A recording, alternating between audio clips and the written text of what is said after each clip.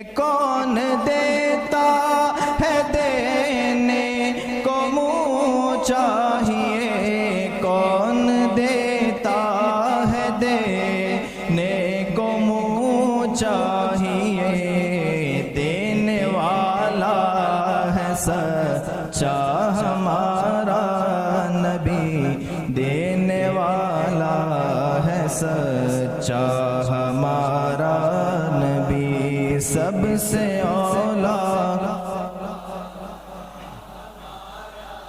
نبی، سب سے بالا وہ والا۔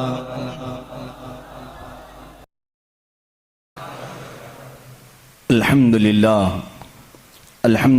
الحنان المنان الذي خلق الإنسان وعلمه البيان، والصلاة والسلام على رسوله سيد الإنس والجان وعلى آله وأصحابه ذوي الخير والإحسان، أما بعد، فأعوذ بالله من الشيطان الرجيم، بسم الله الرحمن الرحيم، قل يا أيها الناس إني رسول الله إليكم جميعا الذي له ملك السماوات والأرض لا إله إلا هو يحيي ويميت، فآمنوا بالله ورسوله النبي الأمي الذي يؤمن بالله وكلماته واتبعوه لعلكم تهتدون، صدق الله مولانا العظيم۔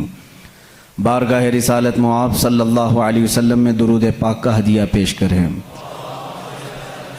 اللہم صلی علی سیدنا و مولانا محمد معدن الجود والکرم وآلہ واصحابہ الکرام وابنہ الکریم وبارک وسلم صلاة دائمة سرمدا ابدا۔ عزیزان گرامی وقار، آج اس عظیم المرتبت، اس باوقار شخصیت کی بارگاہ میں ہم خراج عقیدت پیش کرنے کے لیے حاضر ہیں، جنہیں عشاق کے امام نے یوں کہا، اللہ کی سرتاب قدم شان ہے یہ، اللہ کی سرتاب قدم شان ہے یہ، انسان نہیں انسان وہ انسان ہے یہ، قرآن تو ایمان بتاتا ہے انہیں اور ایمان یہ کہتا ہے میری جان ہے یہ۔ اس عظیم بارگاہ میں ہم آج خراج عقیدت پیش کرنے کے لیے حاضر ہیں، جس کو امام عشق و محبت نے یوں اپنے الفاظ میں کہا تھا، سب سے اعلیٰ و اولا ہمارا نبی، سب سے بالا و والا ہمارا نبی، سارے اونچوں میں اونچا سمجھیے جسے، ہے اس اونچے سے اونچا ہمارا نبی، سارے اچھوں سے اچھا سمجھیے جسے، ہے اس اچھے سے اچھا ہمارا نبی۔ اسی لیے آج نہایت ہی ادب و احترام کی محفل ہے۔ ہمارا عقیدہ تو یہ ہے، وہ نام پاک آتے ہی بے اختیار ہمارے انگوٹھے لبوں تک چلے جاتے ہیں اور چوم کر کے ان کو ہم آنکھوں سے لگا لیتے ہیں، صرف اس بنیاد پر کہ اس نام میں اتنی مٹھاس ہے کہ بار بار چومنے کو دل کرتا ہے۔ اس رسول گرامی وقار صلی اللہ تعالیٰ علیہ وسلم کی بارگاہ میں ہم آج خراج عقیدت پیش کرنے کے لیے حاضر ہیں، جن کی تعریف لکھتے لکھتے قلم ٹوٹ گئے، جن کی تعریف بیان کرتے کرتے زبانیں سوکھ گئیں، جن کی مدح و ثنا میں عشاق، شاعران بلبلان باغ یا انادیل اندلیب گلشن رسالت اور دیگر جتنے بھی محبت کرنے والے ہیں، ان کی زندگیاں ختم ہو گئیں، اور انہوں نے اخیر میں جا کر کے ایک ہی جملہ کہا، لا یمکن الثناء کما کان حق ہو بعد از خدا بزرگ توئی قصہ مختصر، کہا تمہاری تعریف تو کسی بشر کے حق میں ہو ہی نہیں سکتی، کوئی بشر کیا تمہاری تعریف کرے، تمہاری ثنا کا حق ادا کوئی نہیں کر سکتا۔ خلاصہ یہ ہے، حاصل کلام یہ ہے، خدا کے بعد اگر کوئی مرتبہ ہے تو یا رسول اللہ وہ آپ کا ہے۔ اسی کو امام عشق و محبت بریلی کے تاجدار نے یوں کہا، لیکن رضا نے ختم سخن اس پہ کر دیا، خالق کا بندہ خلق کا آقا کہوں تجھے۔ وہ خالق کا بندہ ہے اور خلق کا آقا ہے، ایک ہی فیصلہ کیا ہے، خالق کا بندہ ہے اور خلق کا آقا ہے۔ یہی قرآن کہہ رہا ہے، قل یا ایھا الناس انی رسول اللہ الیکم جمیعا، اے محبوب آپ فرما دیں تمام انسانوں سے۔ یہاں دیکھیں، توجہ کریں، قرآن میں یہ نہیں آیا یا ایھا الذین آمنوا، اے محبوب آپ کہہ دیں اے ایمان والو، نہیں، رب تعالیٰ فرماتا ہے اے رسول آپ فرما دیں کس سے؟ اے انسانوں، جس کے اندر بھی انسانیت ہوگی اس کو رسول بلا رہے ہیں، کیا کہہ کر کے؟ اے انسانوں انی رسول اللہ علیکم، میں تم سب کی طرف رسول بن کر کے آیا ہوں۔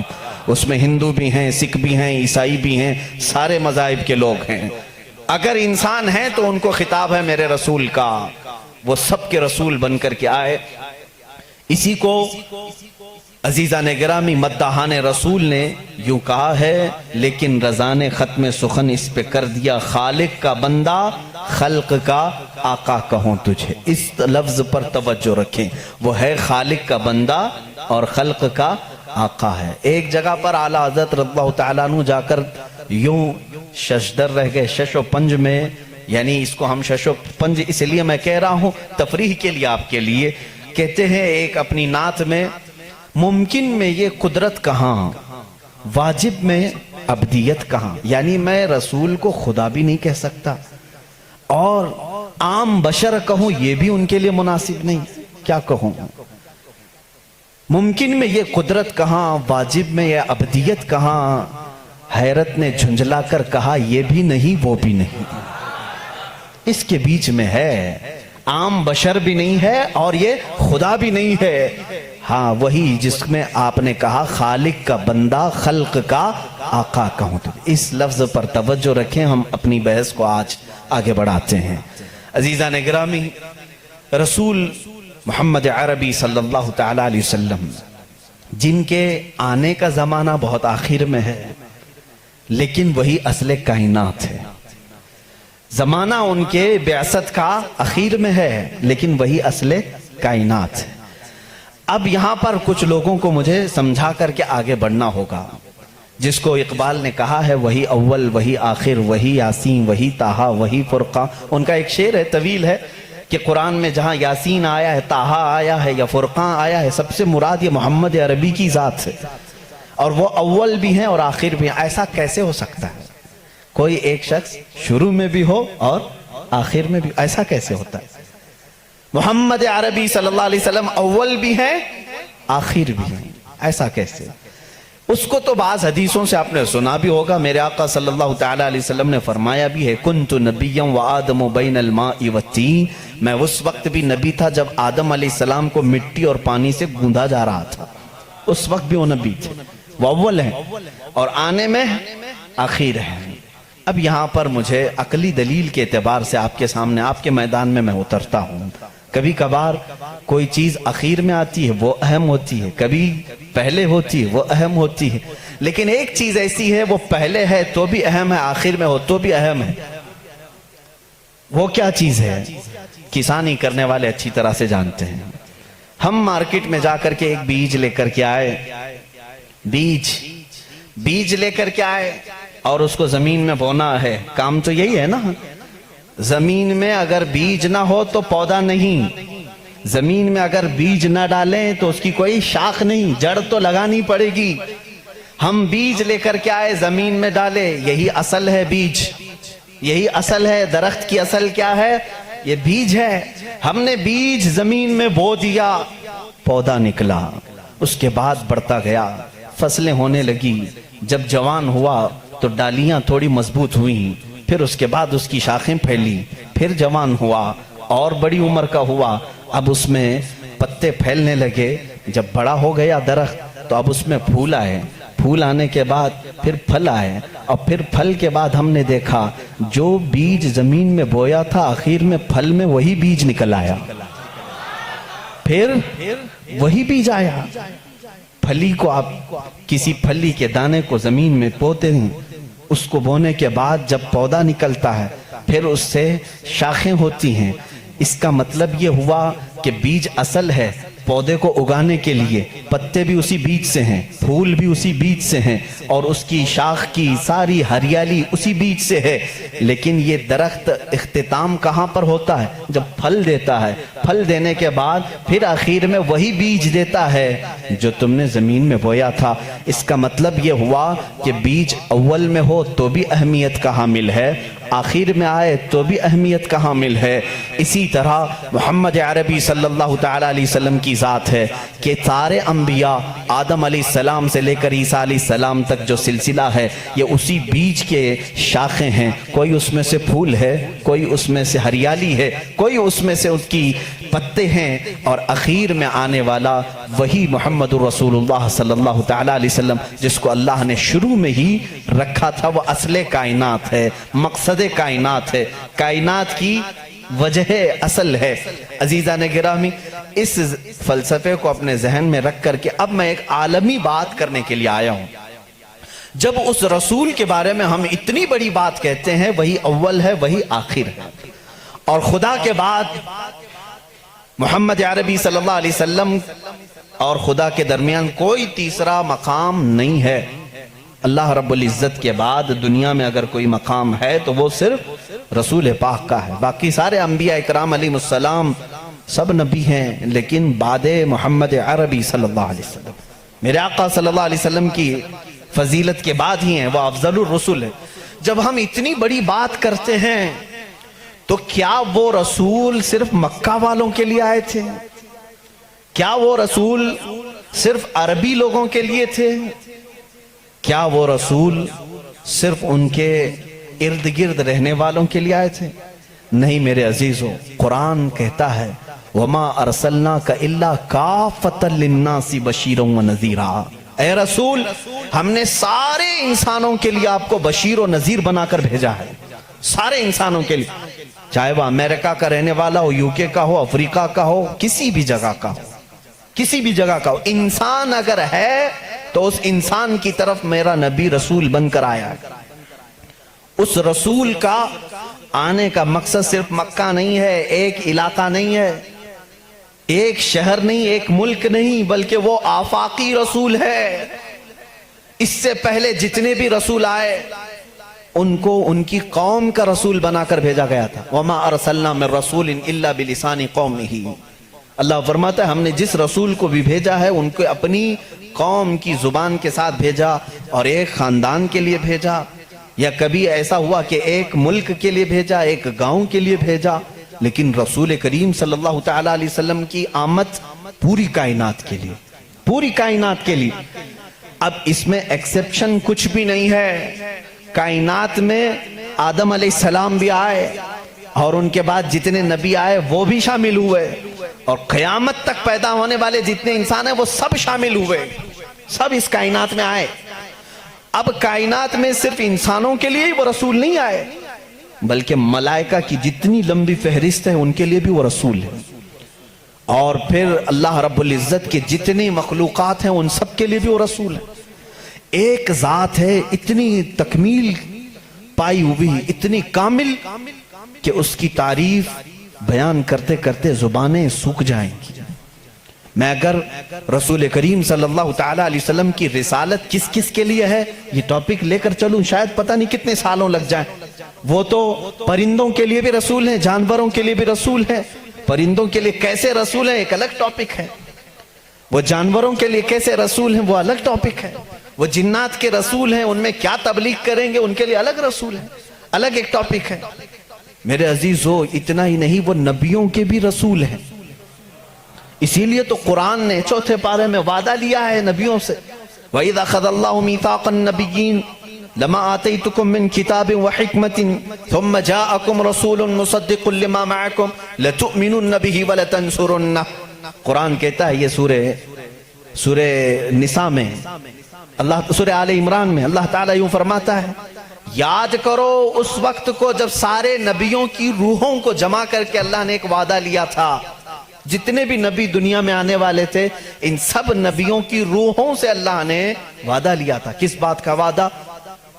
اللہ تعالیٰ ان سب سے وعدہ لیتا ہے کہ میرا ایک آخری رسول آئے گا, اگر وہ تمہارے زمانے میں آ جائے تو تم سب کے سب اس پر ایمان لاؤ گے اور اس کی مدد کرو.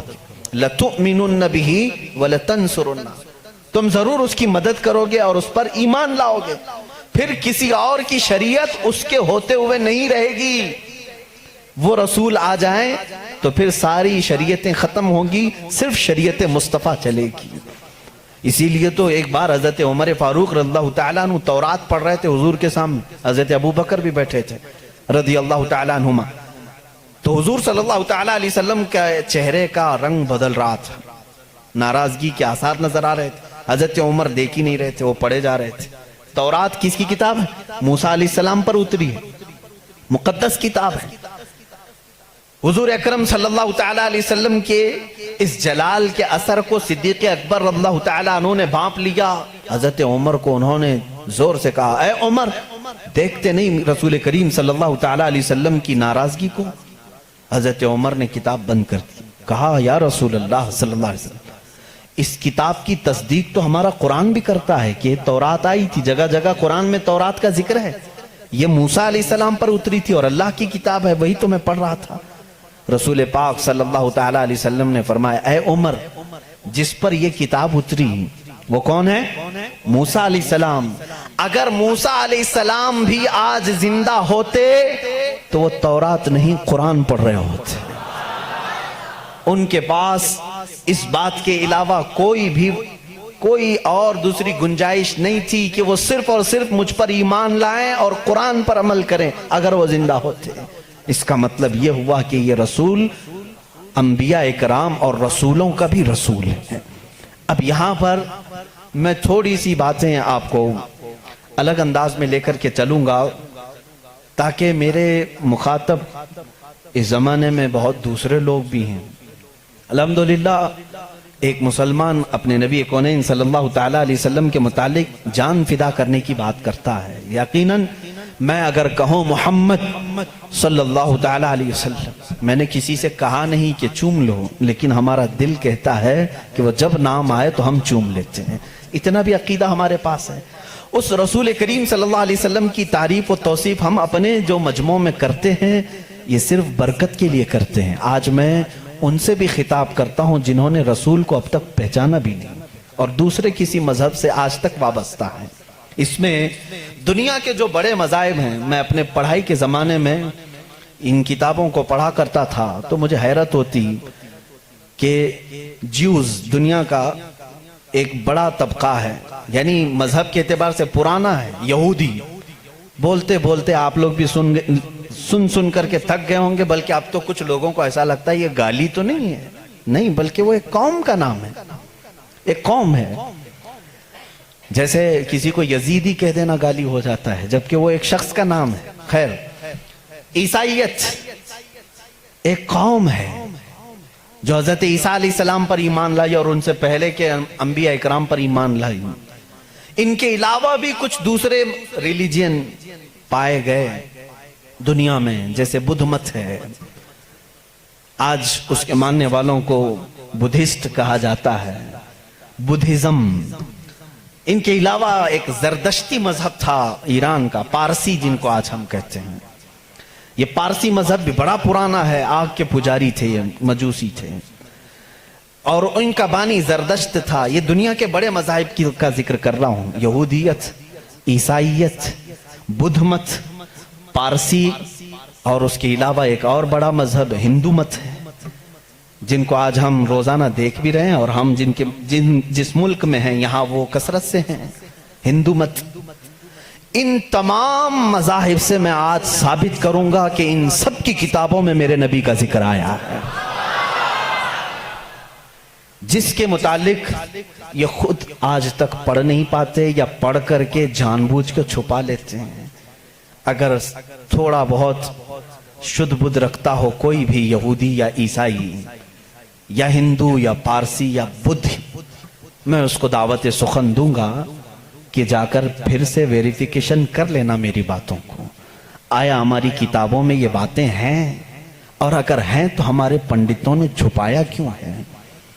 اور اگر ہیں تو ہمیں کیا کرنا چاہیے؟ میں شروع سے چلتا ہوں. یہودی جو مذہب ہے، نام جو ہے آپ یہودی سنتے ہیں، یہ دراصل حضرت یعقوب علیہ السلام کے 12 بیٹے تھے، ان میں سے بڑے بیٹے کا نام یہودا تھا. یعقوب علیہ السلام نبی ہیں اللہ کے، جن کا نام عبرانی زبان میں اسرائیل ہے، اسرائیل. ان کے بیٹوں کو بنی اسرائیل کہتے ہیں. وہ 12 بیٹے تھے یعقوب علیہ السلام کے، انہی میں سے ایک بڑے بیٹے یہودا تھے، یا بیچ میں کوئی ایک بیٹے کا نام یہودا تھا. اسی نام سے جو بھی بنی اسرائیل ہوتا اسے یہودی کہا جانے لگا. یہودی ایک قوم کا نام ہو گیا. وہ اب اس کو انگلش میں جیوز کہتے ہیں. آج جیوز یہ دنیا کی شریر قوم ہے, بڑی شریر قوم. پہلے یہ لوگوں نے نبیوں کا قتل کیا ہے. ان کے بارے میں کیونکہ میں وہی باتیں کر رہا ہوں جو قرآن کہہ رہا ہے. اگر آپ کہیں گے بہت کٹر پنتھی ہو جائے گی تو پھر قرآن کو بھی بند کرنا پڑے گا. قرآن کہتا ہے یقتلون النبیین بغیر حق, یہ ناحق نبیوں کا قتل کرتے تھے. جب قرآن ان کی باتیں بیان کر رہا ہے تو میں کیوں نہ بیان کروں. یہ شریر قوم تھے, حق بات کو کبھی تسلیم نہیں کرتے تھے. بہرحال زکریا علیہ السلام کے قاتل یہ ہیں, یحییٰ علیہ السلام کے قاتل یہ ہیں, اور عیسیٰ علیہ السلام کو سولی پر چڑھانے کے سارے بندوبست انہی نے کیا. یہ بات مجھ سے نہیں, عیسائیوں سے جا کے پوچھ لو. ان سے پوچھنا جیزس کو کون سولی پر چڑھایا تھا, جبکہ ہمارا عقیدہ ہے کہ عیسیٰ علیہ السلام کو سولی نہیں دی گئی. ہمارا عقیدہ ہے, قرآن سے ثابت ہے, اس پر میں بعد میں گفتگو کرتا ہوں. لیکن یہ یہودی قوم بڑی پرانی ہے, یعقوب علیہ السلام سے چل رہی ہے. ٹھیک ہے, کافی پرانی. یہ مانتے کس کتاب کو؟ کسی بھی دین کو, کسی بھی مذہب سے ہم کو اگر بات کرنا ہے تو اس کی جو مقدس کتاب ہے اسی سے بات کرنا. میں بھی انہی سے بات کروں گا, ہوائی فائرنگ نہیں. جو مقدس کتاب تمہارے نزدیک ہے اسی کی باتیں اگر میں رکھتا ہوں. یہاں محفل میں اتنا وقت نہیں ہوتا, تھوڑی تھوڑی جھلکیاں میں دے کر کے جاؤں گا تاکہ جو ریسرچ اسکالر ہیں وہ اس کو آگے بڑھائیں اور پھر اپنی تحقیق سے لوگوں کے سامنے یہ باتوں کو لائیں. یہودی قوم جس کتاب کو مقدس مانتی ہے وہ تورات ہے جو موسیٰ علیہ السلام پر نازل ہوئی, اور زبور ہے جو حضرت داؤد علیہ السلام پر نازل ہوئی. ان کتابوں کے مجموعے کو آج انگلش میں اولڈ ٹیسٹمنٹ کہا جاتا ہے. یہ کتابیں مارکیٹ میں دستیاب ہیں. ان کو کیا کہتے ہیں؟ Old testament. تقریباً اس کتاب میں جو الگ الگ چھوٹی چھوٹی کتابوں کو ملایا گیا ہے 73 کتابوں کا مجموعہ ہے اولڈ ٹیسٹمنٹ. جیسے قرآن میں 30 پارے ہیں نا, پہلا پارا, دوسرا پارا, تیسرا پارا, اس طرح سے اس میں پارے سمجھ لیں یا الگ الگ ٹاپکس. یہ کتنے ہیں؟ 73 ہیں. اس میں بھی ان کا بڑا اختلاف ہے. میں سارے اختلافات نہیں بتا سکتا آج, لیکن قرآن میں سب کا اتفاق ہے, چاہے وہ شیعہ ہو, دیوبندی ہو, وہابی ہو, اہل حدیث ہو, کوئی بھی ہو. جو عقیدہ ہم رکھتے ہیں اہل سنت و جماعت کہ قرآن کے 30 پارے ہیں, سب کا اس بات پر اتفاق ہے. لیکن اولڈ ٹیسٹمنٹ پر سب کا اتفاق نہیں. ان میں سے کچھ مذہب 73 مانتے ہیں, کچھ 66 مانتے ہیں, 66 مانتے ہیں, کچھ لوگ 27 مانتے ہیں. بہرحال اولڈ ٹیسٹمنٹ میں ایک باب ہے جس کو استثناء کہتے ہیں. ایک پارے کا نام ہے, ایک کتاب کا, ایک جز کا, جس کو ڈیوٹرونومی انگلش میں کہتے ہیں. اس میں ایک آیت آئی ہے. آیت ظاہر سی بات ہے اللہ کی ہے, آیت اللہ کی ہے اور موسیٰ علیہ السلام پر نازل ہو رہی ہے. اللہ تعالیٰ فرما رہا ہے اے موسیٰ, میں تمہارے بعد تمہارے بھائیوں میں, بھائیوں سے مراد نبیوں میں, ایک ایسا نبی بھیجوں گا جو تمہاری ہی طرح سے ہوگا, تمہاری ہی طرح سے ہوگا, لیکن میں اس کے منہ میں اپنی زبان رکھ دوں گا. اور دوسری آیت آتی ہے کہ وہ فاران کی چوٹیوں سے چمکے گا. یہ فاران کیا ہے؟ یہ فاران کی چوٹیاں کہتے ہیں مکہ مکرمہ میں جو اب پہاڑ ہے, جبل کعبہ جو خانہ کعبہ کے قریب, انہوں نے اس کو سب ختم کر دیا. آج وہاں پر بادشاہوں کے محلات بنے ہوئے ہیں. وہاں فاران کی چوٹیاں کہا جاتا تھا کہ وہ مکہ کا ایک پہاڑ ہے. اور مقدس کتاب اولڈ ٹیسٹمنٹ میں کہا جا رہا ہے کہ وہ چمکے گا کہاں سے؟ فاران کی چوٹیوں سے. اب میں اس کی طرف آتا ہوں. بیچارے عیسائی کہنے لگے کہ یہ جو بشارت آئی ہے موسیٰ علیہ السلام کو, اس سے مراد ہمارے نبی عیسیٰ علیہ السلام ہیں. یہ منہ میاں مٹھو بنتے ہیں.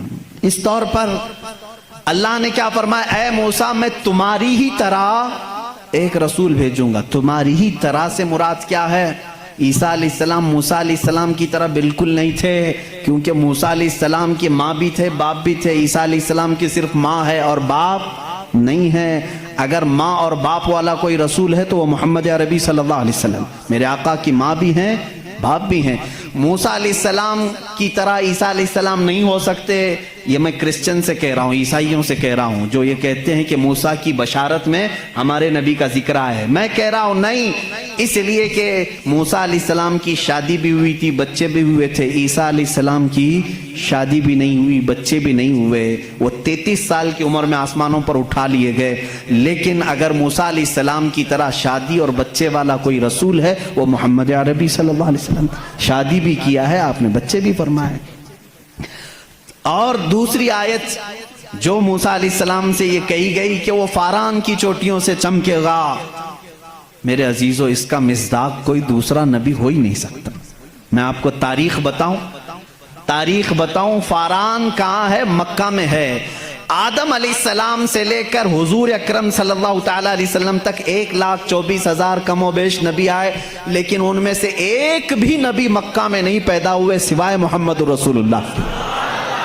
کوئی نبی مکہ میں نہیں پیدا ہوئے, صرف محمد عربی صلی اللہ علیہ وسلم. میرے آقا صلی اللہ علیہ وسلم 40 سال تک مکہ مکرمہ میں خاموش رہے, اپنے اخلاق و کردار کو اظہار کرتے ہوئے. لیکن 40 سال کی عمر کے بعد جب اللہ کی وحی آئی, قرآن کی آیتیں آئی, تو سب سے پہلے میرے آقا صلی اللہ علیہ وسلم نے پورے مکہ والوں کو ایک دعوت دے کر جمع کیا تھا. کہاں جمع کیا؟ یہی فاران کی چوٹیوں میں. یہ پہلا مجمع ہے, پہلا جلسہ ہے میرے آقا کا. اسی جلسے میں میرے آقا نے سب سے پہلی مرتبہ یہ اعلان کیا, اے مکہ والو, میں محمد اللہ کا آخری رسول ہوں.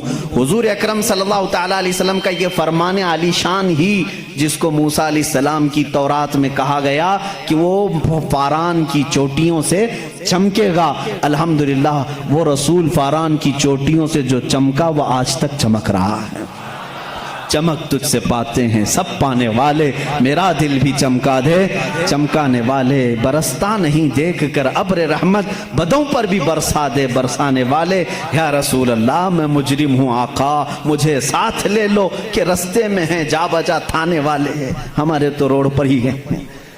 بہرحال یا رسول اللہ ہم کو اپنے ساتھ لے لیں, جا بجا ہیں تھانے والے تو سمجھتے ہوں گے. اعلیٰ حضرت نے شعر میں ذکر فرمایا. بہرحال ایک اولڈ ٹیسٹمنٹ کی ایک ہی بات میں نے کہی, جیوز سے یہ پوچھیں جا کر کے کہ یہ ذکر آیا ہے موسیٰ کے بعد ایک نبی آنے والے, وہ کون سے نبی ہیں؟ ان کی یہ صفت بیان کی گئی ہے ڈیوٹرونومی استثناء میں. اولڈ ٹیسٹمنٹ میں یہ ذکر آیا ہے, وہ کون ہے, وہ کون سا رسول ہے, آخر تم ہی بتا دو. وہ آج تک نہیں بتائیں گے. وہ کہتے ہیں کہ شاید آنے والا ہے. اس رسول کے بعد اب کون اور آنے والا ہے؟ اب کون آنے والا ہے؟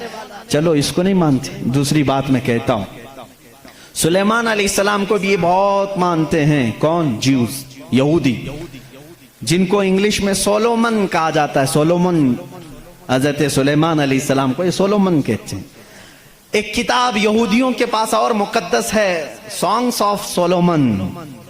سانگس آف سولومن کا مطلب حضرت سلیمان علیہ السلام جو مناجات کرتے تھے اللہ کی بارگاہ میں, وہ اشعار ہوتے تھے عبرانی زبان کے. جیسے ہم کہتے ہیں یا الہی رحم فرما مصطفیٰ کے واسطے, یہ دعا ہے نا. سلیمان علیہ السلام اس طرح دعائیں جو کرتے تھے وہ سارے انہوں نے اس کو سانگز کہا ہے, اور اس کو جمع کیا گیا ہے سانگس آف سولومن نام سے. اس میں تو شک کی گنجائش ہی نہیں, کیونکہ حیرت اس بات کی ہوگی وہ عبرانی زبان جس کو آج ہیبرو کہتے ہیں, اسرائیل میں آج بھی بولی جاتی ہے.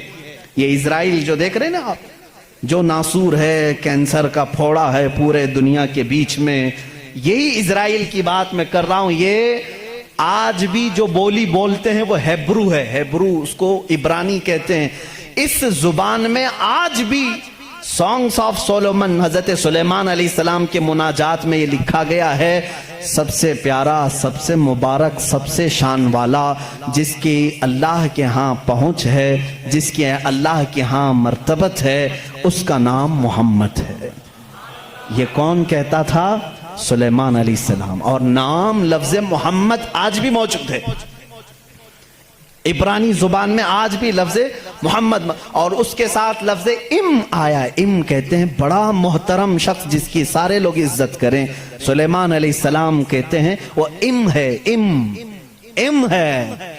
ام کا مطلب ہیبرو میں ہے سب سے زیادہ عزت والا. اور سلیمان علیہ السلام نے وہ کر کے بھی دکھایا. وہ تخت پر جو بیٹھتے تھے سلیمان علیہ السلام، اس تخت کو جب آپ حکم دیتے ہواؤں میں اڑ تو وہ اڑنے لگ جاتا. جہاں کا آپ کو سفر کرنا ہوتا آپ سفر کرتے تھے. اور وہ تخت ایسا نہیں کہ ایک اڑن تشتری ہے چھوٹی سی، بلکہ اتنا بڑا تخت تھا کہ آپ کے دائیں جانب 500 نبی اس زمانے کے بیٹھتے تھے، بائیں جانب 500 اولیاء امت بیٹھتے تھے. اور وہ تخت جب اڑتا آسمانوں پر ہواؤں کو اللہ نے ان کے لیے مسخر کر دیا تھا، اور وہ جس طرف حکم کرتے اڑتا تھا. ایک مرتبہ یہ بھی اسرائیلی روایات میں بھی موجود ہے، سلیمان علیہ السلام اڑتے ہوئے جا رہے تھے یہی تخت پر بیٹھے ہوئے. اچانک آپ نے تخت کو نیچے اترنے کا حکم دیا اور سارے لوگوں سے کہا پیدل چلو.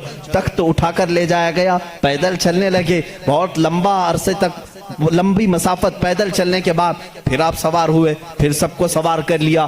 پھر ہوا کو کہا کہ اس تخت کو اڑا لے جائے فلاں سمت میں. مصاحبین نے پوچھا اتنا لمبا، یہ اتنی لمبی مسافت آپ نے پیدل چلایا صرف ورزش کرانے کے لیے نہیں؟ سلیمان علیہ السلام نے جواب دیا میں اس لیے تخت کو نیچے اتار دیا کہ یہ وہ زمین ہے جہاں آخری نبی آنے والا ہے. وہ مدینہ طیبہ تھی، وہ رسول کریم صلی اللہ علیہ وسلم کی آخری آرام گاہ تھی، جہاں سے اوپر اڑ کر جانے کو بھی سلیمان علیہ السلام نے بے ادبی تصور کیا. اور اسی لیے وہ اپنے سانگز میں یعنی اپنے مناجات میں جو حضور صلی اللہ علیہ وسلم کے ساتھ لفظ ذکر کرتے ہیں وہ لفظ ام ہے. یعنی دنیا جس کی سب سے زیادہ احترام کرے وہ محمد عربی صلی اللہ علیہ وسلم ہے. آؤ جیوز، آؤ یہودیوں، پڑھو اس چیز کو کہ محمد عربی صلی اللہ علیہ وسلم کا ذکر سلیمان علیہ السلام نے کیا ہے، موسیٰ علیہ السلام نے کیا ہے. اب آتے ہیں، یہ تھوڑی سی جھلک ہے عیسائیوں کے اس دین میں جس کو آپ کرسچینٹی کہتے ہیں، کرسچن ہیں. ان لوگوں کا کیا دین ہے، کیا مذہب ہے، انٹروڈکشن کے لیے بڑا وقت لگ جائے گا. عیسیٰ علیہ السلام کے یہ پیروکار ہیں. عیسیٰ علیہ السلام کو یہ جیزس کہتے ہیں اور اس کو یسوع مسیح بھی کہا جاتا ہے اردو میں، جیزس. لیکن عیسائی بعد میں چل کر کے گمراہ ہوئے، شروع کے عیسائی گمراہ نہیں تھے. عیسیٰ علیہ السلام آئے دنیا میں اللہ کے رسول بن کر، اور جن لوگوں کو بھی عیسیٰ علیہ السلام نے تبلیغ کی وہ حق کی تبلیغ تھی، اللہ ایک ہے میں اس کا نبی ہوں. لیکن بعد میں چل کر کے ہوا کیا، کچھ عیسائی گمراہ ہوئے. ان کو گمراہ کرنے والے بھی یہودی تھے. یہودی عیسیٰ علیہ السلام کو مانتے نہیں تھے، وہ گالیاں دیتے تھے. حضرت عیسیٰ علیہ السلام کے متعلق برے برے جملے کہتے تھے کیونکہ وہ بغیر باپ کے پیدا ہوئے، لیکن وہ اللہ کی مشیت تھی، حکم تھا. لیکن مریم، سیدہ بی بی مریم جن کو عذرا کہا گیا ہے، ان کو کسی مرد نے چھوا نہیں، کبھی زندگی میں چھوا نہیں. لیکن پھر بھی وہ حاملہ ہوئی، کسی مرد سے نہیں، کسی نے ان کو ٹچ نہیں کیا. اللہ رب العزت نے جبرائیل علیہ السلام کو صرف حکم دیا پھونک مارو. جبرائیل علیہ السلام نے پھونک دیا اور وہ حملہ ہوئی. اسی لیے عیسیٰ علیہ السلام کو روح اللہ کہا جاتا ہے، روح اللہ کہا جاتا ہے، وہ اللہ کی نشانی ہے. لیکن بعد کے عیسائی گمراہ ہوئے، یہ کیا کہنے لگے، نہیں ان میں آ کر کے بھی انہوں نے ہی شرپسندی پھیلائی ہے یہودیوں نے کہ نہیں عیسیٰ جو ہے وہ در حقیقت خدا کا بیٹا ہے، مریم خدا کی بیوی ہیں اور عیسیٰ بیٹے ہیں. اس لیے کچھ لوگ ٹرائنیٹی کے قائل ہو گئے، تثلیث جس کو کہتے ہیں، تین خداؤں کو ماننا. یہ عیسائیوں کے دین میں آ گیا، یہ تین خدا ماننے لگ گئے. ایک اللہ کو بھی مانتے ہیں، دوسرے روح مقدس کو بعض لوگ، اور بعض لوگ بی بی مریم کو خدا کہتے ہیں، تیسرے حضرت عیسیٰ علیہ السلام جیزس گاڈ کہتے ہیں. مریم کو میری کہتے ہیں، میری بھی گاڈ ہے، اور اللہ رب العزت کو یہ فادر کہتے ہیں، گاڈ فادر کہتے ہیں. بہت سارے مسلمان یہ جملہ یوز کرتے ہیں، وہ ہمارے گاڈ فادر ہیں، فلاں گاڈ فادر ہے. ہرگز نہ استعمال کریں. اللہ کو باپ کہنا اسلام میں جائز ہی نہیں. لم یلد ولم یولد، نہ اس سے کوئی پیدا ہوا نہ وہ کسی سے پیدا ہوا. ہمارا عقیدہ یہ. لیکن عیسائی بعد میں گمراہ ہوئے اور وہ تین خداؤں کا عقیدہ رکھنے لگ گئے. اب میں آ کر کے چلتا ہوں آگے. عیسائیوں کو اگر میں بتاؤں کہ تمہارے دین میں اصل بات کیا ہے جو عیسیٰ علیہ السلام کہہ گئے جو آج تم نہیں کر رہے ہو، وہ صرف یہی بات ہے۔ عیسیٰ علیہ السلام اپنے حواریین سے کہتے ہیں میں تمہیں ایک ضروری بات سناتا ہوں جس کو سننا ضروری ہے، اس کا حوالہ بھی میں دے دوں، یہ کہاں ہے، یہ بات کہاں ہے، کیونکہ میری باتوں کا ہو سکتا ہے ری ویریفیکیشن ہو، کراس ویریفیکیشن ہو، اور معلومات کرنے کے لیے میں آپ کو حوالہ دیتا ہوں، ریفرنس دیتا ہوں۔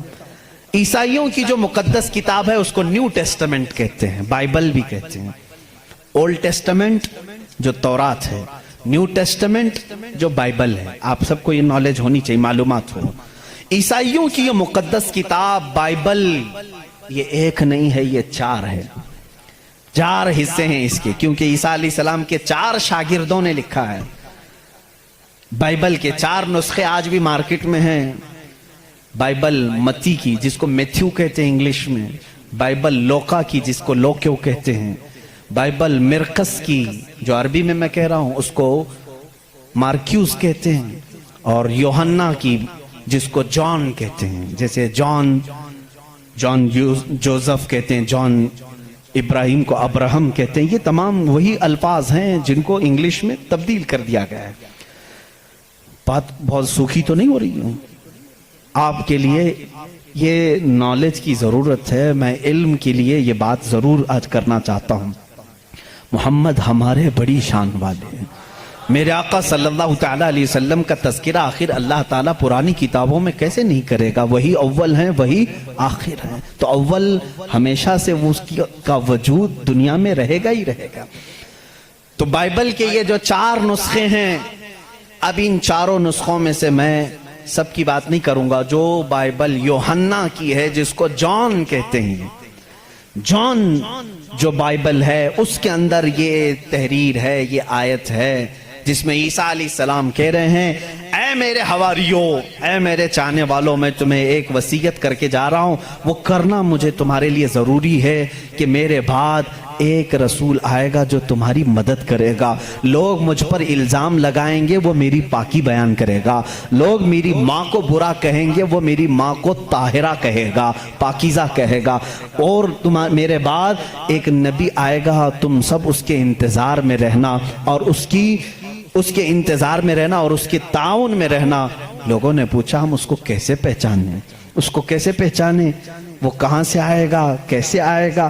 عیسیٰ علیہ السلام نے وہ بھی ہلکا کر دیا اور کہا اس کی ایک علامت یہ ہے جب تک میں دنیا سے جاؤں گا نہیں وہ آئے گا نہیں، جب تک میں دنیا سے جاؤں گا نہیں وہ آئے گا نہیں۔ پوچھا کیوں؟ کہا اس لیے کہ اس کے زمانے میں دوسرا کوئی نبی ہوگا ہی نہیں، کیونکہ وہ خاتم النبیین۔ اللہ اللہ، ان عیسائیوں سے قادیانیوں کو سیکھنا چاہیے، ان کا عقیدہ تو یہ تھا۔ عیسیٰ علیہ السلام یہ اپنے حواریین سے کہہ رہے ہیں جان بائبل کی کتاب، اس میں یہ تحریر موجود ہے، یہ عبارت موجود ہے، اور اس میں لوگوں نے پوچھا ہم اس کو کیسے پہچانیں، کیا ہیں اس کی نشانیاں کیا ہیں؟ تو ایک یونانی ورڈ ہے، آج بھی بائبل میں ہے، پیریکلیٹوس نام سے، انگلش میں اس کو پیریکلیٹوس کہتے ہیں۔ یہ لفظ آج بھی کتابوں میں موجود ہے، آج بھی ہے، اور ان ظالموں نے اس کا ترجمہ الگ الگ کیا۔ عیسیٰ علیہ السلام نے کہا تھا کہ وہ پیریکلیٹوس ہوگا، تم اس کو پہچانو گے، تو اس کا ترجمہ یہ لوگ کرتے ہیں وہ ایسا ہوگا ویسا ہوگا، بلکہ حقیقت میں یہ یونانی ورڈ کا ترجمہ ہوتا ہے نہایت ہی رحم دل، بلکہ ہر انسان کے لیے وہ رحمت ہوگا، ہر انسان کے لیے رحمت ہوگا، بلکہ اس کے ترجمے میں پیریکلیٹوس کے ترجمے میں کہا گیا ہے جو جانوروں سے بھی اچھا سلوک کرے، جو کائنات کی ہر چیز سے اچھا سلوک کرے، اسے پیریکلیٹوس کہا جاتا ہے۔ اب اس کا مصداق قرآن کی آیت میں ہے وَمَا أَرْسَلْنَاكَ إِلَّا رَحْمَةً لِّلْعَالَمِينَ، اس رسول ہی کو اللہ نے رحمت کہا ہے جس کو عیسیٰ علیہ السلام کی اس بائبل میں کہا گیا پیریکلیٹس ہوگا، وہ رحمت ہوگا۔ عیسائی آج بھی لوگوں کو گمراہ کر رہے ہیں ان کے بڑے، کیونکہ اگر وہ کہہ دیں گے کہ پیریکلیٹس رحمت والا وہ مدینے والا ہے تو ان کا دھندا بند ہو جائے گا، یہاں کون آئے گا پاؤں چومنے، سب کے سب پھر مدینے کا رخ کریں گے۔ اسی لیے چھپاتے ہیں لیکن ہم بتاتے رہیں گے انشاءاللہ۔ عزیزان گرامی، عیسیٰ علیہ السلام کی پاکی بیان کرنے کی بات آئی، انہوں نے کیا نشانی بتائی؟ وہ رسول آئے گا، میری پاکی بولے گا، مجھ پر الزام لگائیں گے اور میری ماں کو گالیاں دیں گے تو وہ اسے طاہرہ کہے گا۔ آؤ میں آپ کو حضور صلی اللہ تعالیٰ علیہ وسلم کے زمانے تک پوری ہسٹری بتا دوں، 550 سال کی۔ عیسیٰ علیہ السلام کے ساتھ ہوا کیا؟ جب آپ 33 سال کی عمر کے تھے، یہودی دشمنی پر آ گئے اور ایسی دشمنی کیے کہ آپ کو قتل کرنے کا منصوبہ بنا کر آپ کے گھر کے ارد گرد آ گئے، یروشلم میں، جہاں یہ آج جا کر کے اس کو اپنی کیپٹل سٹی بنا رہے ہیں۔ عیسیٰ علیہ السلام کو وہاں پر انہوں نے گھیر لیا۔ رات کے وقت عیسیٰ علیہ السلام اکیلے تھے اپنے گھر میں، اپنے شاگردوں کو جو جو تعلیم دینی تھی سب دے کر کے بھیج دیا، اور حضرت عیسیٰ علیہ السلام نے کہہ بھی دیا تھا اب میں تم سے ملاقات نہیں کروں گا، کیونکہ انہیں بھی پتا تھا کہ اب کیا ہونے والا ہے۔ رات کے وقت یہودی گھر کے اطراف جمع ہیں، اس کے بعد ایک یہودی کو انہوں نے بھیجا کہ جا اندر دیکھ کر کیا عیسیٰ ہے کہ نہیں ہے۔ وہ اندر گیا، میرے رب کی حکمت دیکھیں، اللہ تعالیٰ نے عیسیٰ علیہ السلام کو اسی وقت آسمانوں پر اٹھا لیا، اور جو اندر آیا تھا اس کو عیسیٰ علیہ السلام کی شکل دی تھی۔ جو ڈھونڈنے آیا تھا عیسیٰ علیہ السلام کی آدھی شکل، چہرے سے لے کر یا پیٹ تک کی شکل اس کو اللہ نے دے دی۔ اب بہت دیر تک وہ باہر نہیں آیا تو باہر جو قتل کے منصوبے سے کھڑے تھے انہوں نے کہا اس کا کیا انتظار کریں، حملہ کرو، حملہ کرو، دھاوا بول دو۔ گھر پر سب گھس گئے، اندر آئے تو جوش میں ہوتے، جیسے آتنکی جوش میں ہوتے ہیں، انہیں پتہ ہی نہیں رہتا کس کو مار رہے ہیں کس کو جلا رہے ہیں۔ یہ اندر آئے، دیکھا پلنگ پر عیسیٰ کی شکل ہے علیہ السلام، اس کو پکڑا اور قید کر کے لائے، اسے مارا اور لا کر کے سولی پر چڑھا دیا، اس کو پھانسی دے دی۔ کس کو پھانسی دی ہے؟ اب سب کو معلوم ہونا چاہیے، یہ عیسائیوں کو بھی معلوم نہیں تھا، یہودیوں کو بھی معلوم نہیں تھا کس کو پھانسی دی، کیونکہ یہ بتانے کے لیے اب کوئی نبی ہی تو آنا چاہیے ہوا کیا تھا، اندر گھر میں ہوا کیا تھا کون بتائے گا۔ یہودی جلدی سے پکڑ کر لا کر پھانسی تو دے دیے، لیکن بعد میں ان کو خود کو ٹینشن ہونے لگا کہ ہم نے عیسیٰ کو پھانسی دی تو ہمارا آدمی کہاں گیا، جس کو چیکنگ کے لیے بھیجا تھا وہ غائب ہی ہو گیا، وہ کہاں گیا؟ اور اگر یہ ہمارا آدمی ہے، کیونکہ نیچے سے ہمارا ہی دکھ رہا ہے، پیروں تک اللہ نے بدلا نہیں تھا، آدھی شکل اللہ نے عیسیٰ علیہ السلام کی دی تھی، نیچے سے دیکھنے میں تو یہ ہمارا ہی لگ رہا ہے، اور یہ اگر ہمارا ہے تو پھر عیسیٰ کہاں گئے؟ اسی ٹینشن میں معلوم ہے 500 سال گزر گئے، اس ٹینشن میں 500 سال گزر۔ اب بیچارے عیسائیوں کو یہ بھی نہیں معلوم تھا، عیسائیوں کو کون بتائے گا، کیونکہ عیسیٰ علیہ السلام کے بعد سے لے کر ہمارے نبی تک بیچ میں کوئی نبی نہیں آئے، کوئی نبی نہیں آئے۔ عیسیٰ علیہ السلام کو آسمانوں پر جب اٹھا لیا گیا تب سے تاریخ شروع ہوئی، جو آج ہم تاریخ میں بیٹھے ہوئے ہیں 2021 میں، یہ 2021 سے پہلے کا واقعہ ہے۔ اب تاریخ وہاں سے شروع ہوئی، ٹھیک 570 سال گزر چکے تھے، عیسیٰ علیہ السلام کو آسمانوں پر اٹھا لیا گیا، جھگڑے چلتے رہے عیسائیوں کے اور یہودیوں کے، یہ ان کو قتل کرتے تھے وہ ان کو قتل کرتے تھے، کئی بار بیت المقدس کو لوٹا گیا، کبھی عیسائی وہاں پر قابض ہوتے تھے کبھی یہودی قابض ہوتے تھے، کیونکہ عیسائیوں کے لیے بھی مقدس تھا یہودیوں کے لیے بھی مقدس تھا، لڑائیاں چلتی رہتی تھی۔ وہ عیسیٰ علیہ السلام کو گالیاں دیتے تھے اور ان کو کہتے تھے کہ وہ فلاں سے پیدا ہوا فلاں سے پیدا ہوا، بی بی مریم کو زنا کی تہمت لگاتے تھے۔ عیسائی صفائی دیتے رہتے تھے، نہیں وہ اللہ کی طرف سے آئے تھے، بعد میں پھر ان کا بھی بگڑ گیا عقیدہ، نہیں اگر یہ بار بار کہہ رہے ہیں کہ عیسیٰ کے باپ نہیں تھے، کیسے ہو گئے، تو عیسائی بولنا شروع کر دیے ان کا باپ تو اللہ ہی تھا، خدا ہی تھا۔ تو یہ ان سے بچنے کے لیے اسی ٹینشن میں 550 سال چلے گئے، پھر میرے آقا صلی اللہ تعالیٰ علیہ وسلم تشریف لائے۔ جب مدینہ طیبہ میں آئے تو ان لوگوں کے جھگڑے دیکھے، مدینے میں عیسائی بھی تھے یہودی بھی تھے، اور حیرت کی بات میں آپ کو بتاؤں، مدینے میں عیسائی بھی تھے یہودی بھی تھے۔ کیوں تھے یہ لوگ پہلے سے یہاں پر؟ بڑا طویل واقعہ ہے، یہ گاؤں بھی نہیں تھا، شہر بھی نہیں تھا، کچھ بھی نہیں تھا، مدینہ کچھ بھی نہیں تھا. ایک بار یمن کا بادشاہ وہ حج کے لیے آیا تھا خانہ کعبہ کا طواف کرنے کے لیے, اس کے ساتھ 700 علماء تھے. کتنے؟ 700 علماء تھے. وہ جب واپس جا رہا تھا تو وہ علماء جو تورات بھی جانتے تھے, انجیل بھی جانتے تھے, انہوں نے ساری علامتیں میرے نبی کے آنے کی پڑھ لی تھی. انہوں نے زمین کو دیکھا اور پہچان لیا, کہا وہ آخری رسول جو آئیں گے وہ اسی زمین پر آئیں گے, کیونکہ ہماری کتابوں میں لکھا گیا ہے عرب کے صحرا میں ایک چٹیل میں ایک زمین ایسی ہوگی جو پہاڑوں سے گھری ہوگی اور درخت کھجوروں کے کثرت سے ہوں گے, وہاں ہریالی ہوگی, اس کے بیچ میں وہ رسول آخری زمانے میں آئے گا. ان لوگوں نے پہچان لیا یہی زمین ہے. تو وہ عیسائی اور یہودی جو علماء تھے, وہ 700 علماء بادشاہ کے ساتھ جانے سے منع کر دیا. انہوں نے کہا ہم یہیں رہیں گے اور اس نبی کا انتظار کریں گے, وہ جب آئیں گے ہم ان کے انتظار میں رہیں گے. تو مدینہ بسایا گیا تھا کس کے لیے؟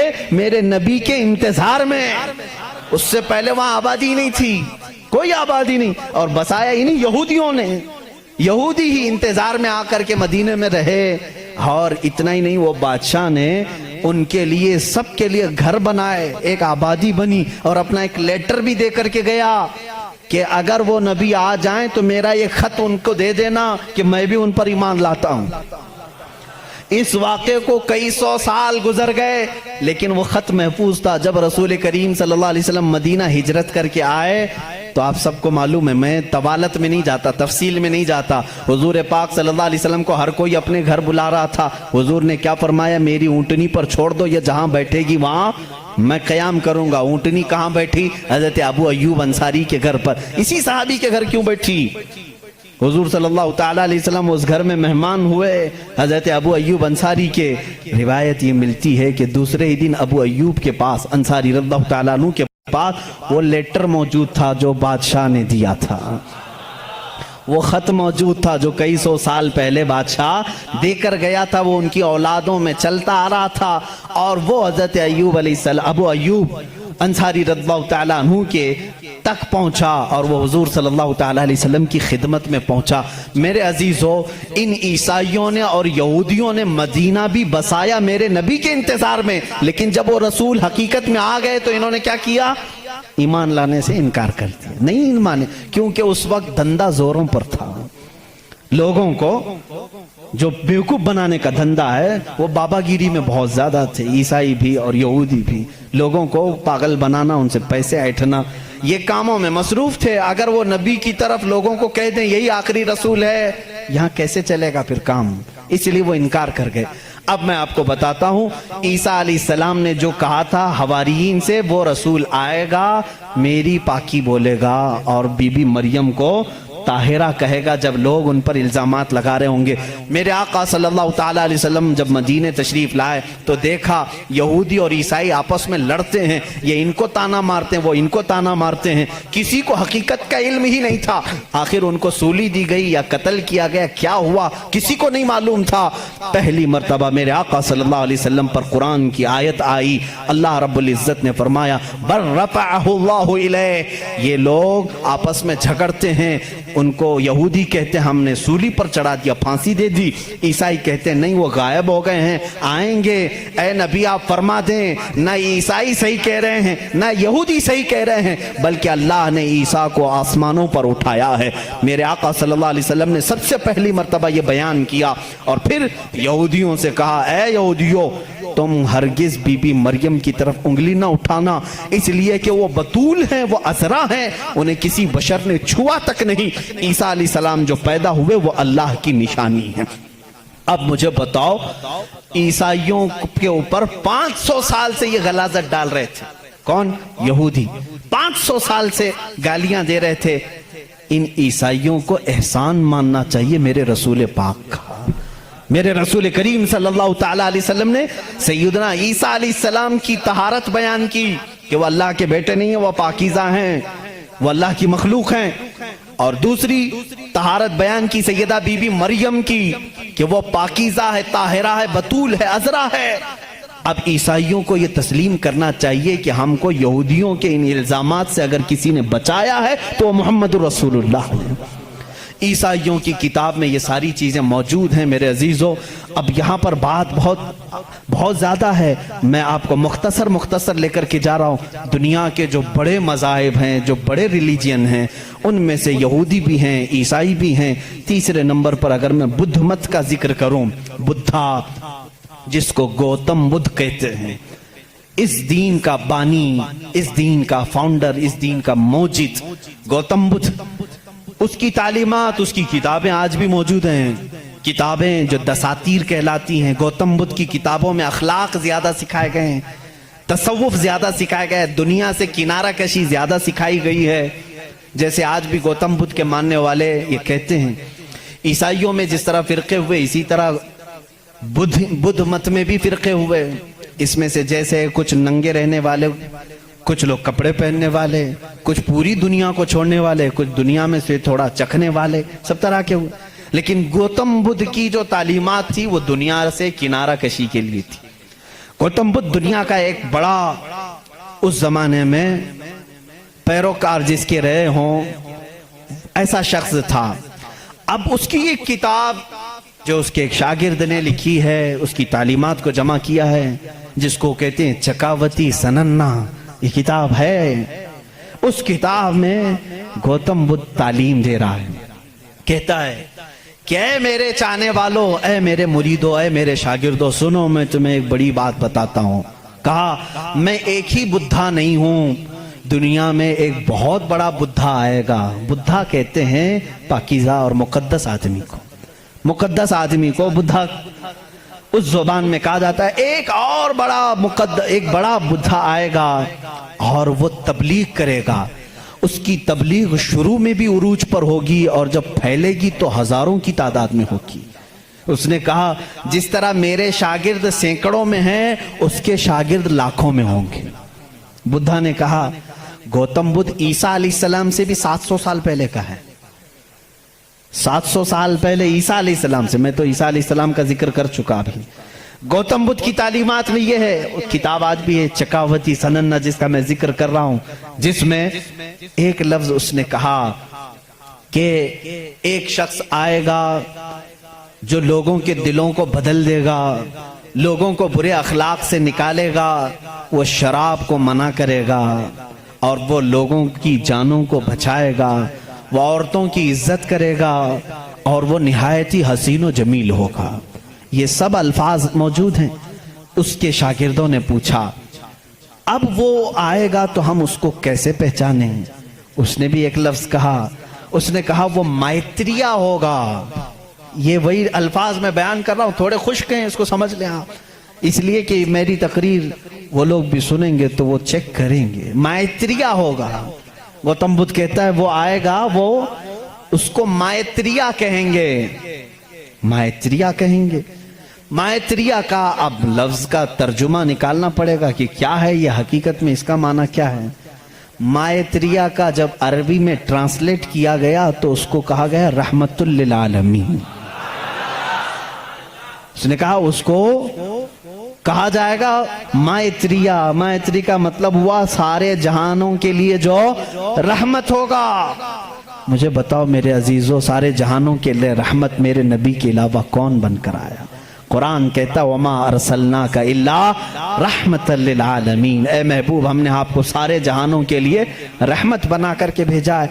गौतम बुद्ध ने फिर जो निशानियां बताई हैं वो हैरत की हैं, हैरत की हैं। उसका एक खादिम था अनंदा नाम से, उस खादिम को लेकर के वो हमेशा चलता था और उसकी वो बड़ी हिफाजत करता था अनंदा।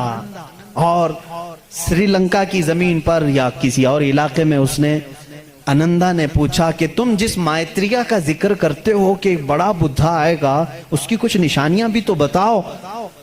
तो उसने कहा गौतम बुद्ध ने कि मुझे जहां तक मालूम होता है जिस तरह तू मेरा अनंदा है, इसी तरह वो मैत्रिया का भी एक खादिम होगा जो उसे कंधों पर बिठा करके एक गार तक ले जाएगा। और दूसरे कुछ अल्फाज में उसकी तशरीह बाज लोगों ने कहा वो हजरत अनस रज़ियल्लाहु ताला अन्हु जो हुजूर सल्लल्लाहु अलैहि वसल्लम के खादिम थे, हमेशा हुजूर के साथ रहते थे, हर जंग में हुजूर के साथ थे। डिफेंस के लिए रहते थे हजरत अनस रज़ियल्लाहु ताला अन्हु। बहरहाल उसने फिर पूछा आनंदा ने गौतम बुद्ध से कि बुद्धा उसकी और कुछ निशानियां बताओ कि जब वो आएगा तो कैसा होगा। तो उसने कहा कि वो पैदा होगा तो सुबह हो रही होगी, वो पैदा हो रहा होगा सुबह हो रही होगी, जिस सुहानी घड़ी चमका तैबा का चांद। मेरा नबी किस वक्त दुनिया में आया है? सुबह सादिक के वक्त है, जब सुबह सूरज अभी तुलू नहीं होता, जो नमाज फज्र का वक्त हो रहा होता है, उसी सुबह सादिक में मेरे आका की जलवागरी हुई है। ये उनकी किताबों से। मैं पहले अब यहाँ पर एक बात इसको वाजे कर दूं, स्पष्ट कर दूं इस चीज को उनकी जुबान में, कि हमें हमारी नबी को पहचानने के लिए किसी दूसरे दीन की जरूरत नहीं। मैं अपने नबी को रहमतुल लिल आलमीन तस्लीम करता हूं, मेरा कुरान कह रहा है बस मुझे काफी है।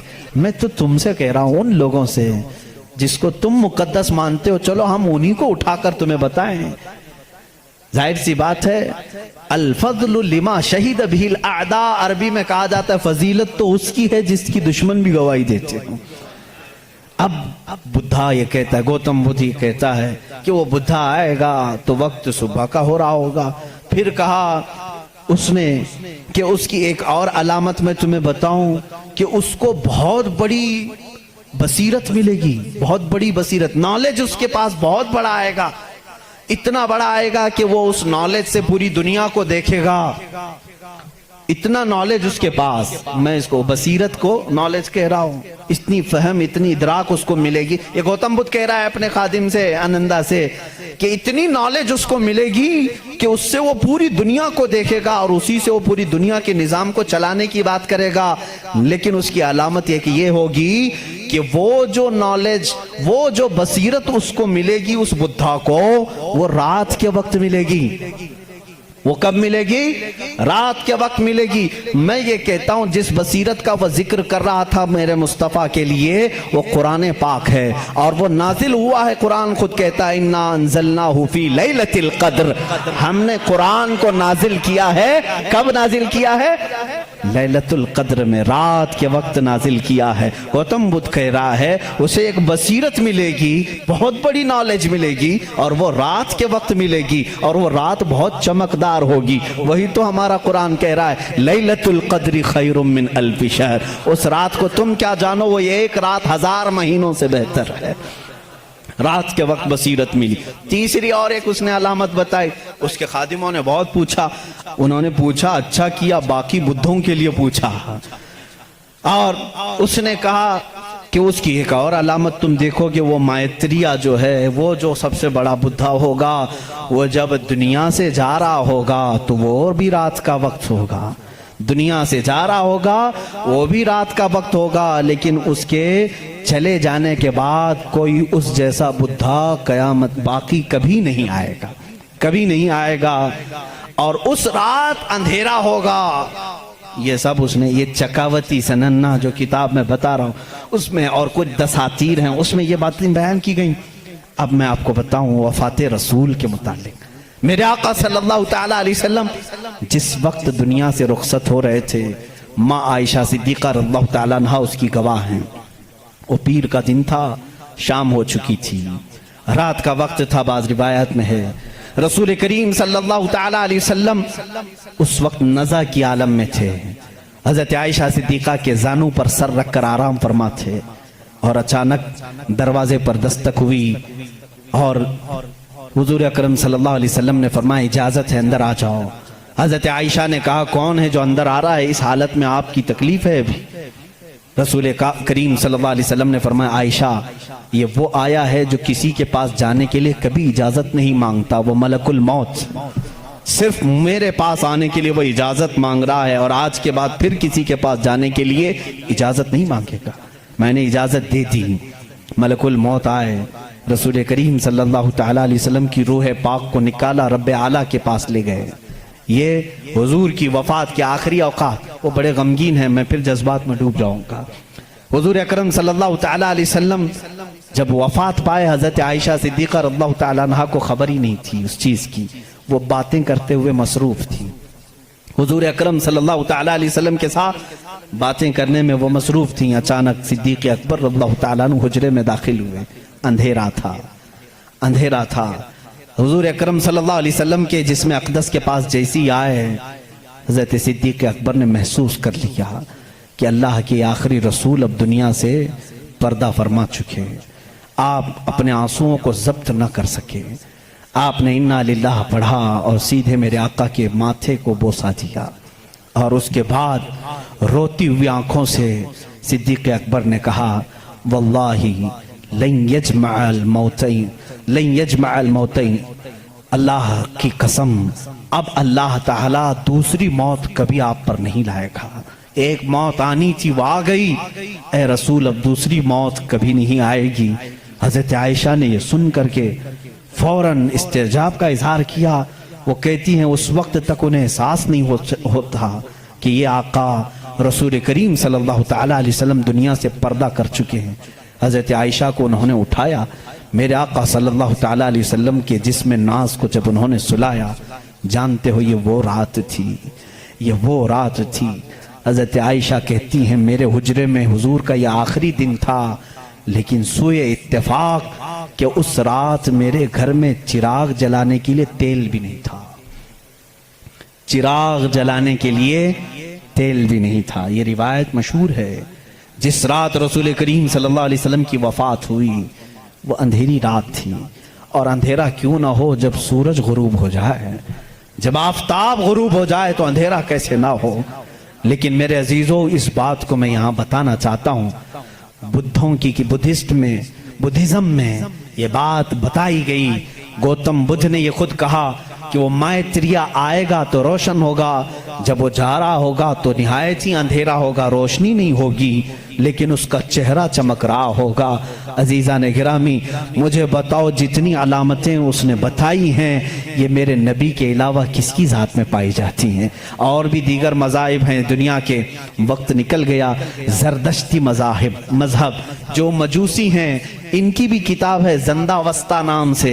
ये फारसी के लोग थे, ईरानी असल थे, आग की पूजा करते थे। उनकी किताब में भी लिखा है, पारसियों की किताब में लिखा गया है कि एक नबी आएगा जो अरब में पैदा होगा, वो आग को बुझा देगा और काबे की तरफ सारे लोगों के मुंह को मोड़ देगा।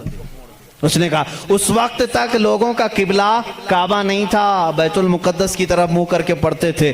ज़ंदावस्ता किताब ये पारसियों की किताब है जिसमें ये ज़रदश्ती मजहब को मानते हैं। वो उसमें बशारत दी गई है, एक नबी आएगा, अरब में पैदा होगा, आग को बुझा देगा और सारे लोगों का मुंह काबे की तरफ फेर देगा। मुझे बताओ, काबे की तरफ किसी और नबी ने नहीं फेरा, बल्कि मुस्तफ़ा करीम सल्लल्लाहु ताला अलैहि वसल्लम जब मदीने तैयबा तशरीफ लाए, उस वक्त भी लोगों का किबला बैतुल मुकद्दस था। बैतुल मुकद्दस किबला था।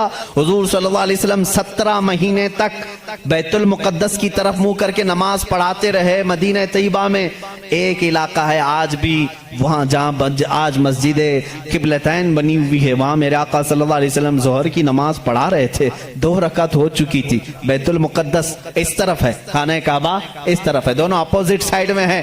बैतुल मुकद्दस की तरफ मुंह करके मेरे आका इमाम है, नमाज पढ़ा रहे हैं, पीछे सहाबा की सफ़ें। 2 रकात हुई थी। हुजूर के दिल में ये ख्याल आने लगा, काश हमारा चेहरा काबे की तरफ होता तो अच्छा होता। बैतुल मुकद्दस भी अफजल है, लेकिन काबा वो है जहां मेरे आका की विलादत हुई है। मेरे आका का आबाई वतन, हुजूर काबे से निहायत मोहब्बत करते थे। अगर हमारा किबला, हमारे चेहरे का रुख उस तरफ होता तो ज्यादा अच्छा होता। ये दिल में ख्याल करके मेरे आका आसमान की तरफ यूं देख रहे थे। कब?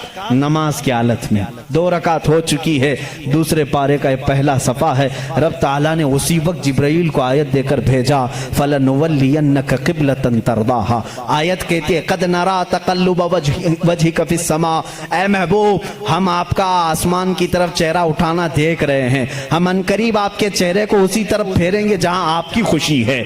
इतनी आयत ही नहीं आई, इतनी आयत नहीं आई, उसके फौरन बाद उसी आयत में जिब्राइल अमीन ये आयत लेकर के आए, फवल्ली वजहक शतरल मस्जिदिल हराम। ऐ नबी, देर किस बात की, असर में नहीं, अभी आप अपना चेहरा काबे की तरफ फरमाएं। खाने काबा की तरफ सारे लोगों का किबला बदल गया। देखो उस रसूल की 2 रकात बैतुल मुकद्दस की तरफ हुई, आप फिर गए, सहाबा फिर पीछे हुजूर के आ गए। बल्कि एक रिवायत में हुजूर सल्लल्लाहु अलैहि वसल्लम चल करके आगे आए, आप इमाम थे और सहाबा फिर सफ़ें। इसी तरह से वो नमाज न टूटी न छूटी न फूटी। हालांकि उस नमाज में रद्दो बदल हुआ, 2 रकात उस तरफ फिर करके, 2 रकात इस तरफ फिर करके। हम अगर फिरेंगे तो नमाज टूट जाएगी, वो सहाबा की नमाज टूटी नहीं, इसलिए कि इसमें दर्स है। नमाज तो असल वही है जो फरमाने मुस्तफा के ताबे हो, रसूल जिस तरफ रुख करे। और सहाबा का ये मजहब भी था। कुछ सहाबा बयान कर रहे हैं, बुखारी शरीफ की हदीस है, मुस्लिम में हदीस है। एक सहाबी से पूछा गया, हुजूर अकरम सल्लल्लाहु तआला अलैहि वसल्लम ज़ोहर और असर की नमाज में कुछ पढ़ते थे कि नहीं पढ़ते थे? सिर्री नमाज है ना, क़िरात तो नहीं होती थी, लेकिन हुजूर इमाम होते, वो खुद भी खामोश खड़े होते या पढ़ते थे? ये बड़ा अजीब सवाल है ना। अब जोहर की नमाज में हुजूर कुछ पढ़ते भी थे कि नहीं पढ़ते थे? सब इमाम खामोश रहते हैं, लेकिन आपने कभी पूछा इमाम साहब आप खामोश तो हैं, सीधे मुंह बंद करके खड़े रहते हैं या कुछ आप हल्के हल्के में पढ़ते हैं? सहाबा से किसी ने पूछा, कुछ सहाबा ने कहा नहीं हुजूर पढ़ते हैं। सुनाई तो किसी को नहीं देता था। उस सहाबी से पूछा गया कैसे मालूम हुजूर नमाज में पढ़ते हैं? कहते हैं हुजूर अकरम सल्लल्लाहु अलैहि वसल्लम की दाढ़ी हिलती हुई हम नमाज में देखते थे। हुजूर पाक की दाढ़ी हिलती थी, इसकी अलामत है कि हुजूर कुछ तिलावत करते थे। अब उस सहाबी से पूछो आपका चेहरा किस तरफ होता था? आपका चेहरा किस तरफ होता था? नमाज तो किबले की तरफ मुंह करके पढ़ी जाती है, आप हुजूर का चेहरा देख रहे थे, दाढ़ी हिलती हुई देख रहे थे। वो सहाबी की जुबान से भी वही उनकी रूह पुकारेगी जो आला हजरत ने कहा है, हाजियो आओ शहंशाह का रोजा देखो, काबा तो देख चुके काबे का काबा देखो। गौर से सुन तो रजा, काबे से आती है सदा, मेरी आंखों से मेरे प्यारे का रोजा देखो। काबे का वो काबा है, सहाबा इकराम देखते थे। तो मैं यहाँ पर बात ये कर रहा था, ज़रदश्ती मजहब में, पारसियों के मजहब में जो किताब उनकी मुकद्दस है जिसको ज़ंदावस्ता कहते हैं, उसमें ये बशारत उन्होंने दी है, एक नबी आएगा, एक शख्स आएगा, अरब में पैदा होगा, आग को बुझा देगा और सारे लोगों का मुंह फेर करके कहाँ करेगा? काबे की तरफ कर देगा। उन्होंने जो कहा था वो सही कहा था। वो रसूल मुहतशम सल्लल्लाहु अलैहि वसल्लम तशरीफ लाए, और जिस वक्त मेरे आका तशरीफ लाए थे, ईरान में 1000 साल से आग जल रही थी, अचानक बुझ गई। आग बुझ गई। सारे काहिन उस दिन परेशान थे, इस आग को कभी हमने बुझने नहीं दिया था, आज कैसे बुझ गई? वही दिन था 12 रबीउल अव्वल का, जब किसरा बादशाह के महल में दरार पड़ गई। जिस महल के बारे में उसका चैलेंज था कि इसको दुनिया की कोई ताकत गिरा नहीं सकती, वो आज भी मौजूद है इराक के एक शहर मदाइन में। लोग कहते हैं किसरा का महल, हम देखने के लिए भी गए कई मरतबा। उसमें बीच में से एक दीवार ऐसी टूटी है कि अंदर से आदमी जा आ सकता, इतनी बड़ी दरार है। बादशाह उस महल में बैठता था, वो टूटी कैसे, फटी कैसे? उसने भी बुलाया सारे नजूमियों को, ये क्या हो गया अचानक? किसी ने हथौड़ा भी नहीं मारा, लेकिन ये टूट गई। ईरान में उन सारे लोगों ने बुलाया, आग 1000 साल से नहीं बुझी थी, आज कैसे बुझी? किसी ने पानी भी नहीं डाला। दोनों जगह जो नजूमी जमा हुए थे, सबों ने एक ही जवाब दिया। ईरानियों को, पारसियों को ये कहा, आग कोई पानी डाल करके नहीं बुझाया, कोई तो ऐसा पैदा हुआ है जो अब आग के लिए खतरा होगा, आग उसके लिए ठंडी हो जाएगी, और वो आग के पुजारियों के लिए एक बड़ा मसीहा बन करके, उनके लिए दीन का एक मुबल्लिग बन करके आएगा, उनको आग की इबादत से निकालेगा और वो किसी खुदा की इबादत के लिए ले जाएगा। उस दिन नजूमियों ने उन्हें कहा, और इधर इराक में किसरा ने जब बुला करके मीटिंग ली, क्यों दीवार कटी, क्यों दीवार टूटी, उससे भी उन्होंने कहा हथौड़ा तो किसी ने नहीं मारा, लेकिन ऐसा लगता है कि दुनिया में कोई एक बच्चा ऐसा आया है जो पूरे लोगों के दिलों को तब्दील करने वाला है। हमने पढ़ा है कि उसके आते ही अजीबो गरीब बातें होंगी। मेरे अजीजों, पारसियों की किताबों में वाक़यात मौजूद हैं। इसीलिए आला हज़रत ने फरमाया, जिस दिन वो रसूल पैदा हुए थे, ईरान की आग बुझ गई, किसरा के बादशाह का महल धड़क गया, दीवार में शगाफ आ गया, चिर गई। तो ऐ मेरे लोगों, ऐ मेरे सुन्नी भोले भाले मुसलमानों, तुम इस दिन को हल्का क्यों समझते हो? हश्र तक डालेंगे हम पैदाइश मौला की धूम, हश्र तक डालेंगे हम पैदाइश मौला की धूम, मिसले फारस नजद के किले गिराते जाएंगे। बात तो समझ में आ गई होगी ना। अक्सर शेर खुद न थे राह पर औरों के आदी बन गए, क्या नजर थी जिसने मुर्दों को मसीहा कर दिया, मुर्दों को मसीहा कर दिया। उस रसूल से तुम्हारा रिश्ता है, निस्बत है, हल्का मत समझना। अब मैं समझता हूँ जिस नौजवान के अंदर ये फीलिंग आती है, पता नहीं दुनिया मुझे क्या कहेगी, मैं दाढ़ी रखूंगा, मैं टोपी पहनूंगा तो क्या समझेगी, ऐसा ना समझो। अगर दाढ़ी ऐब होती तो कायनात के सबसे हसीन चेहरे पर दाढ़ी कभी नहीं आती। दो जुमले आज मेरी तकरीर से लेकर के जाओ। दुनिया में सबसे ज्यादा हसीन किसको समझते हो, किसको समझते हो? और स्मार्ट और हैंडसम के लिए दाढ़ी छिलाना तुम कैसे सोचते हो? दाढ़ी छिलाने को हैंडसम बनना और स्मार्ट ये हो ही नहीं सकता। अगर ये ऐब होता तो सबसे हसीन चेहरे पर कभी आती ही नहीं, आती ही नहीं। दुनिया के सबसे हसीन चेहरे पर दाढ़ी थी और दुनिया की सबसे मुकद्दस औरत फातिमा के सर पर दुपट्टा था। ये दो जुमले आज मेरे काफी हैं, दो जुमले मेरे काफी हैं। अगर सबसे ज्यादा इज्जत वाली होने के लिए कोई औरत दुपट्टा खींच करके नंगे बाल घूमती है तो बेवकूफ है। इसलिए कि कायनात की सबसे मोहतरम खातून जिसके लिए कयामत में भी ऐलान होगा, ऐ लोगों अपनी आंखें नीची करो, फातिमा बिन्ते मोहम्मद जन्नत की तरफ जा रही है। उस खातून को जो इज्जत मिली है उसके सर पर जब दुपट्टा है तो फिर दुपट्टा कमतरी की अलामत नहीं हो सकता। जिसके सर पर दुपट्टा है वो आलीशान है, जिसके चेहरे पर दाढ़ी है वो आलीशान है। इसलिए कि मेरे रसूल का वो गुलाम है। जब कयामत, जब कब्र में जाएगा, कुछ हो या ना हो, शक्ल देख करके तो फरिश्ते ये कहेंगे सूरत ये लेकर के आया है जैसे मदीने वाले की थी, मेरे आका सल्लल्लाहु अलैहि वसल्लम की थी। अब मैं आखिरी कहते यहाँ आ गया। जाहिर सी बात है आपकी गर्मी मुझे भी ठंडा नहीं कर पाती। हालांकि इन लोगों ने आज कुर्सी पर बिठाया है, खड़े होने के बाद अलग मसला होता है। बहरहाल आखिरी अब मैं हकीकत में कर दूं, हमारा एक और भी मिजाज हम देखते हैं। मैं कल परसों ही एक कह रहा था, आपने देखा कभी हम लोग किसी को बहुत ही इज्जत देते हैं, जैसे दूल्हे को बुलाते हैं, सेहरा उसका है, कुर्सी उसकी है, जो मेन महफिल का है उसको। लेकिन एक और इज्जत हमने देखा है, एक और इज्जत, मकाम है, मर्तबा, शादी है तो इज्जत की समझ में आ गया। आज प्रोग्राम था, मेरी इज्जत की समझ में आ गया, तकरीर सुनना है। और दूसरों को किसी को बुलाया गुलपोशी के लिए, घर में मीटिंग है, इज्जत की समझ में आया। लेकिन एक और की हम इज्जत करते हैं, वो क्यों समझ में नहीं आती। मर गया, मर गया, जान चली गई, लेकिन सारे मुसलमान इज्जत करने लग जाते हैं। अपने हाथों से नहलाया, बहुत गर्म पानी ना नहलाना, हल्का, बहुत ठंडा भी नहीं, मीडियम, अच्छा कपड़ा जो ईदों में पहनता था, ये मेरे मुस्तफ़ा की तालीमात है, वो पहनाओ, निहायत सफेद हो, कोई दाग ना हो, इत्र लगाओ, बदबू ना आने पाए, सुरमा लगाओ, खूबसूरत लगे, उसे काफूर में रखो ताकि कोई उसके अंदर बू भी ना आ सके। और खींच करके नहीं ले जाना, उठा कर ले जाना, कंधों पर उठाकर ले जाना। और फिर सुन्नी हो तो फूल डाल करके ले जाना,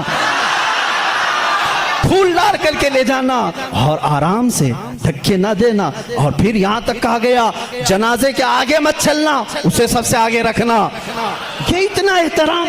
मर गया भाई, अब दुनिया में उसका क्या काम है? क्यों इतनी इज्जत? नहला रहे हो, पहना रहे हो, खुशबू लगा रहे हो, सुरमा लगा रहे हो, फूल पहना रहे हो, अब कहां उसकी शादी?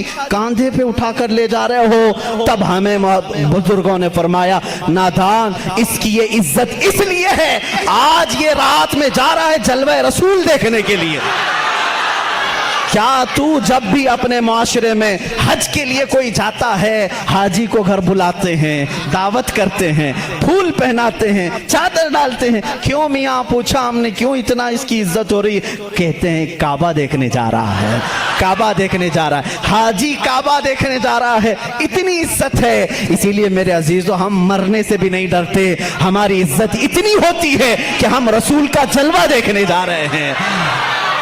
میرے عزیزو اسی پر میں اپنی گفتگو کو ختم کرتا ہوں. اب تو پائے ناز سے اے فرشتوں میں کیوں اٹھوں, اب تو پائے ناز سے اے فرشتوں میں کیوں اٹھوں, مر کے پہنچا ہوں یہاں اس دل ربا کے واسطے. وآخر دعوانا الحمدللہ رب العالمین.